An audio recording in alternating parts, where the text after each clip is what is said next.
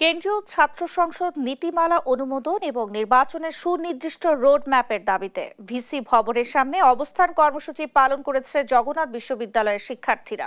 মঙ্গলবার দুপুরে বিশ্ববিদ্যালয়ের সাধারণ শিক্ষার্থী এবং বিভিন্ন ছাত্র সংগঠনের নেতারা এই কর্মসূচিতে অংশ নেন। তারা বলেন, সুষ্ঠু রাজনৈতিক পরিস্থিতি তৈরিতে জাকসুর বিকল্প নেই, তাই দ্রুত দাবি মেনে না নিলে কঠোর আন্দোলনের ঘোষণা দেন তারা।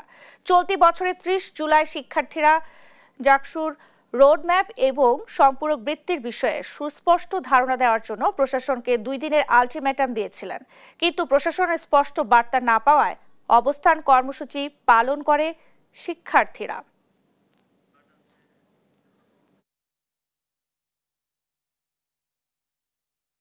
আজকে আমরা 2টা দাবি নিয়ে এখানে বসেছি।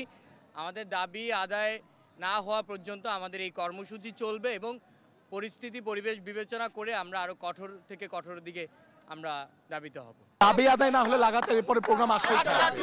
মানে এখানে এখন আর হয় দাবি আদায় হবে, নাহলে মানে আমাদের আন্দোলন চলবে। এখানে অন্য কোনো অপশন নাই।